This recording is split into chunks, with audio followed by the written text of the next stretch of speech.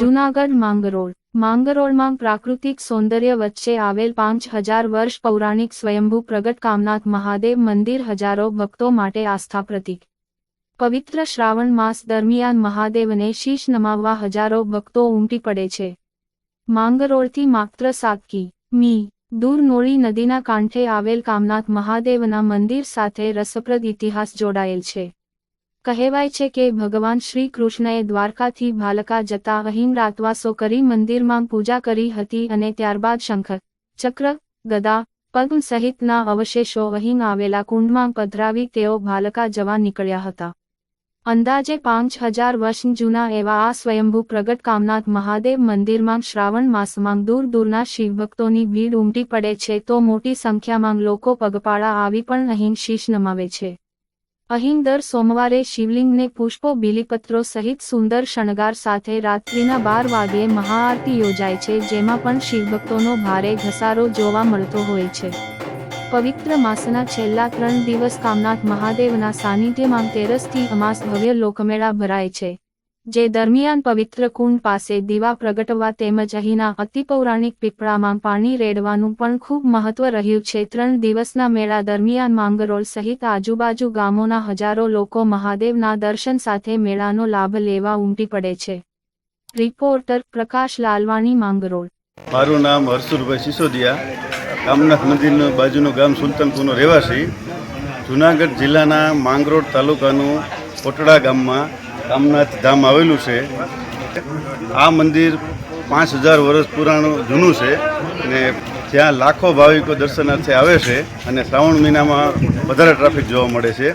દર વર્ષે અહીંયા કામનાથ મહાદેવ દર્શન કરવા અમદાવાદથી આવું જ છે। શ્રાવણ મહિનામાં મેળો પણ સરસ થાય છે અને આ સ્થળ એટલું પવિત્ર છે। એમાં પૂર્વ દાદા વખતે અમે રુદ્રી બહુ કરાવી છે, રુદ્રી કરવા પણ અમે બહુ આવેલા છીએ અને અંતરથી અમને શ્રદ્ધા અહીં પહેલેથી અને હજુ અમે બાપ દાદાને જાળવી રાખ્યું છે અને આ સ્થળ એટલું પવિત્ર છે કે જે મનોકામના હોય તો શાંતિ મળે છે આપણને।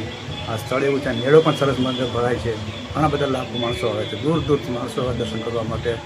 ગણપતિ બાપાની સ્થાપના મંદિર એટલું સરસ મજાનું સ્થળ અહીંયા પણ છે, અહીંયા પણ લોકો દર્શન કરીને ધન્યતા અનુભવે છે। હું પ્રીતિબેન મસાણી ફ્રોમ પોરબંદરથી દર વર્ષે અહીંયા કામનાથ મહાદેવના દર્શન કરવા આવીએ છીએ। અહીંયા આખો શ્રાવણ મહિનો ભક્તોની ભીડ રહે છે અને છેલ્લા 3 દિવસ તેરસ, ચૌદસ અને અમાસ મેળાનો માહોલ હોય છે।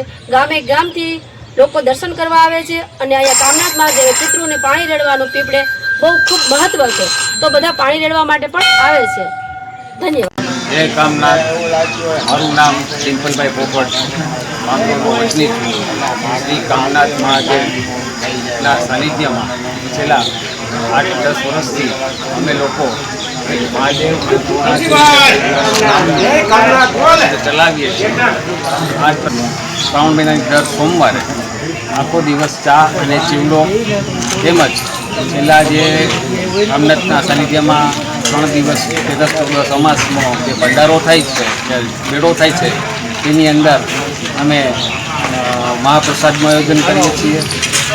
આશરે 50,000 થી 60,000 માણસને અમે મહાપ્રસાદનો લાભ આપીએ છીએ।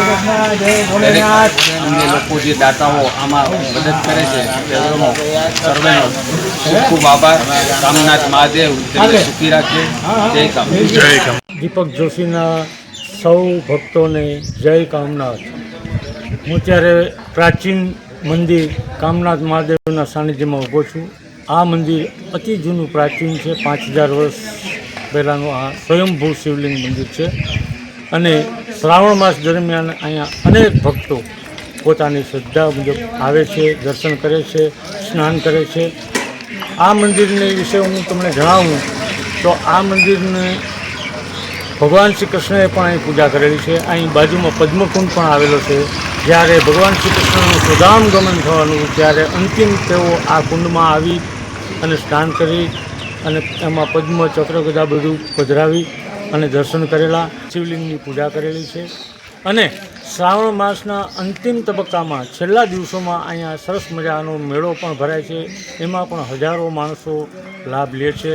ઉપરાંત દર શ્રાવણ મહિનામાં હજારો ભક્તો અહીં પેદલ આવે છે, ચાલીને આવે છે અને પોતાની શ્રદ્ધા મુજબ દર્શન કરે છે. આ ઉપરાંત જ્યારે અંતિમ દિવસો હોય છે મેળાના, ત્યારે અહીંનું ગ્રુપ છે મહાદેવ ગ્રુપ, અન્નપૂર્ણા ગ્રુપ, તે અનેક લોકોને ફરાળ તથા જમણવારની વ્યવસ્થા કરે છે અને હજારો ભક્તો તેનો લાભ લે છે. તો આવો આપણે સૌ ભગવાન ભોળાનાથના સાનિધ્યમાં જય જયકાર બોલાવીએ. બોલો કામનાથ મહાદેવ કી જય. હા, આજે શ્રાવણ મહિનાનો આ બીજો સોમવાર અને જેઓ માંગરોળ અને આજુબાજુના બધા યાત્રિકો સવારથી અહીંયા દર્શન માટે આવે છે અને રાતના 12 વાગે મહાપૂજા થાય છે. અતિ પૌરાણિક આ કામનાથ મહાદેવ મંદિર કૃષ્ણ અવતારનું સ્વયં કૃષ્ણ ભગવાને અહીંયા પૂજા કરેલી અને શ્રાવણ મહિનામાં આ 13-14 અમાસ 3 દિવસ મેળો ભરાય છે અને આગળ પદ્મકુંડ છે. એટલે ભગવાને બધા એના અવશેષો પધરાવેલા પદ્મકુંડની અંદર, એટલે પદ્યુમનના નામનો આ પદ્મકુંડ, એમાં પદ્મ પધરાવ્યા એટલે પદ્મકુંડ. અને ત્યાં બાજુમાં પ્રાચીન પીપળો છે, ત્યાં તેરસના દિવસે માણસો દીવા બારવા અને પાણી રેડવા માટે પિતૃ મોક્ષ માટે આવે છે. હવે આપણા માંગરોળમાં આવી ગયું છે વાહેગુરુ મોબાઈલ રિપેરિંગ એન્ડ એસેસરીઝ, જ્યાં મળશે કવરોની અદ્ભુત વેરાયટીઓ. હા મિત્રો, 20 વર્ષની જૂની પેઢી વાહેગુરુ મોબાઈલ રિપેરિંગ એન્ડ એસેસરીઝ તમારા માટે લાવ્યું છે કવરોની અદ્ભુત વેરાયટીઓ. જેન્ટ્સ અને લેડીઝ બંનેમાં મળી જશે અને એ પણ વ્યાજબી ભાવે. Oppo, Vivo, Samsung, MI, Realme અને એપલના કવર પણ અહીંયા જ મળી જશે. ફ્લિપ કવરમાં પણ વેરાયટી મળી જશે અને લેડીઝમાં તો ભાઈ કાર્ટૂન અને ડાયમંડ અને બીજા પણ અલગ અલગ ફેન્સી કવર્સ પણ અહીંયા મળશે. બાકી ગ્લાસમાં પણ તમને અહીંયા matte glass, 60 glass, privacy glass. ભાઈ તમારે તમારો મોબાઈલ જો રિપેરિંગ કરાવવો હોય અને એ પણ તાત્કાલિક, તો એ પણ તમને અહીંયા વ્યાજબી ભાવે કરી આપવામાં આવશે. સરનામું નોંધી લ્યો.